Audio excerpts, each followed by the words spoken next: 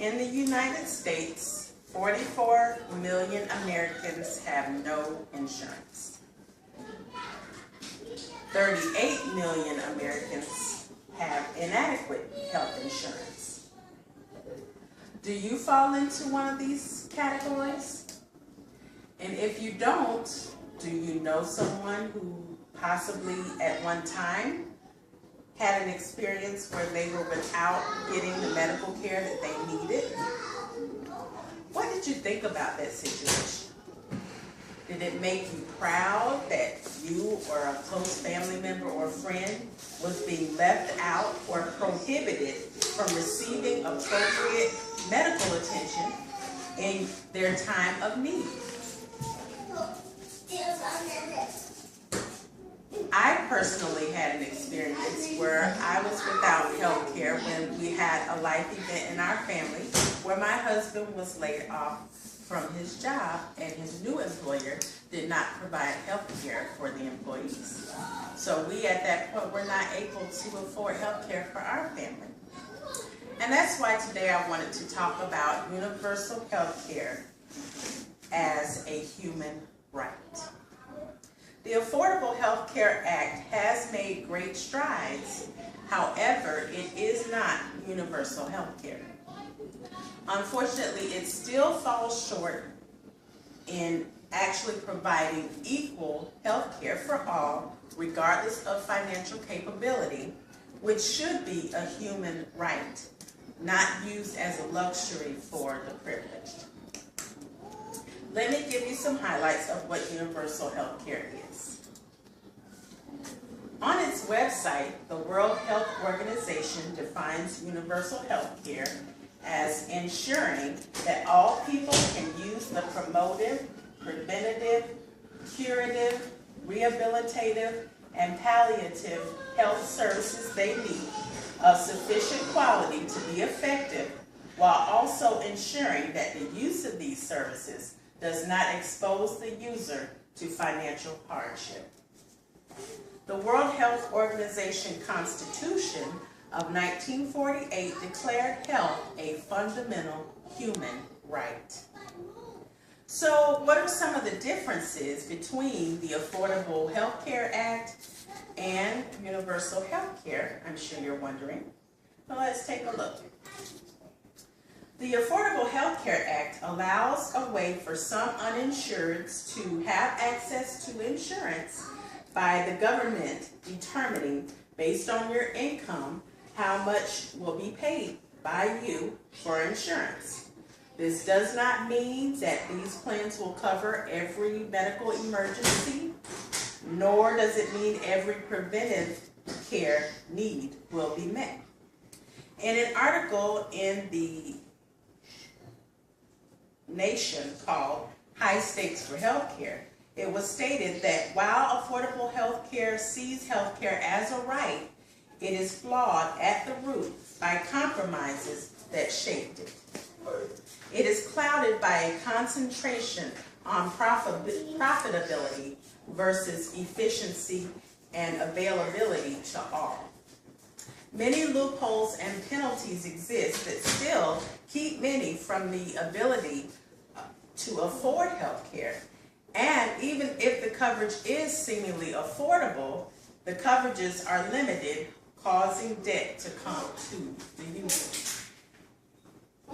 In an article on Forbes' website called 10 Countries with Universal Health Care Have Freer Economies Than the United States, it shows that Switzerland and Singapore have two of the most advanced economies, but also the most economically free healthcare systems. Switzerland spends about half of what the United States spends on healthcare. Singapore spends 1/5 of what the U.S. spends on healthcare. Other countries like Austria, Canada, Chile, and Ireland all have universal health care and spend less on health care than the United States.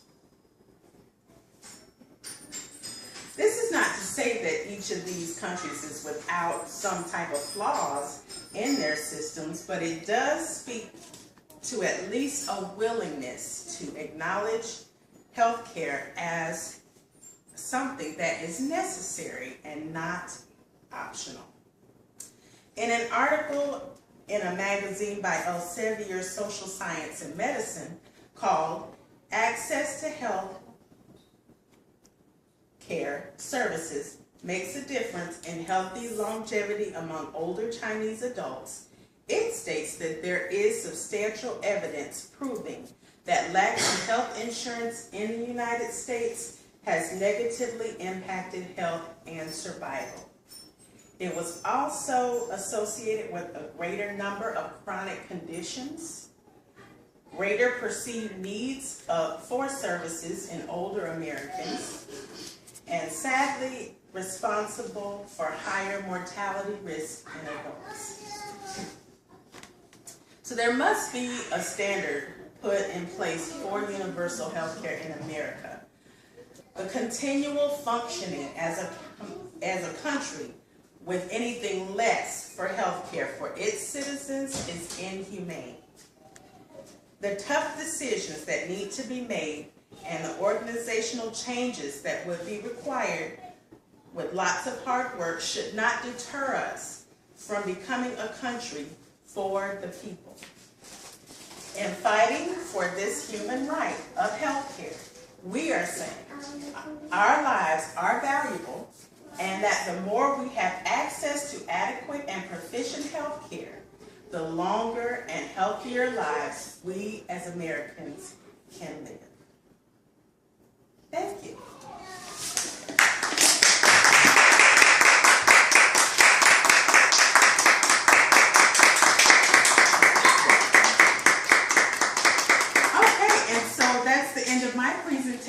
And now, if anyone has any questions, I'd be happy to answer any of your questions.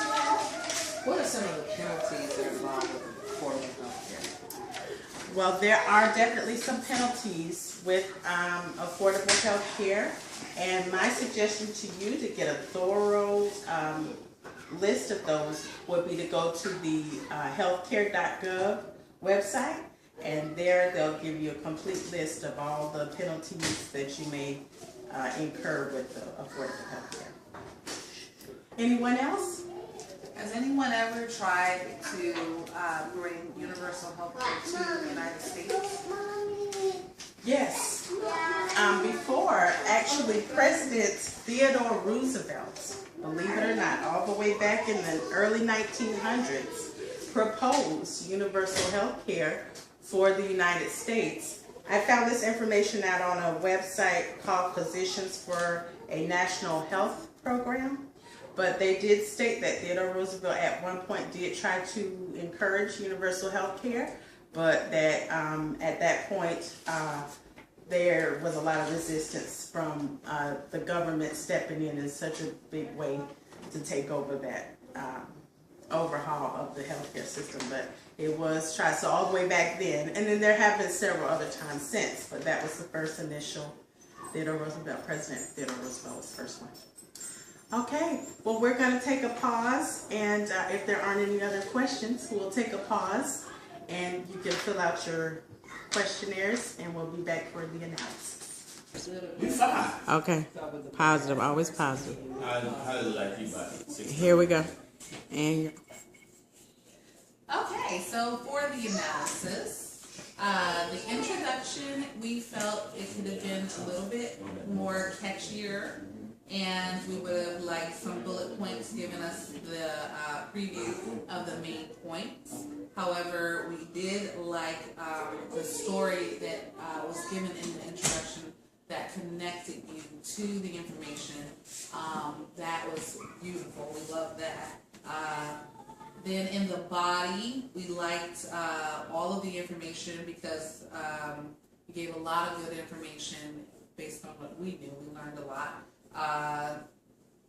Transitioning, we felt more PowerPoint information to go along that went along with more of the information that you were saying. So for the visual learner or this visual person to be able to follow you even better. listening, everything that you said, you gave a lot of good information. Just putting those two together would help a lot. In conclusion, again, reiterating those summarized key points of all the information that you gave us, just reminding us of everything that you said would have been really good at the end, and that'll let us know that you're closing out. Also, overall delivery, we felt that your presence was really good. You were a lot stronger than last time, especially, and overall, we felt it was really good. Okay, thank you. Thank you, everyone. Bravo, good job, Tanya. Thank you. Good job, good job. Thank you. This is my Bravo. family over here, everybody. This is my family. Woo!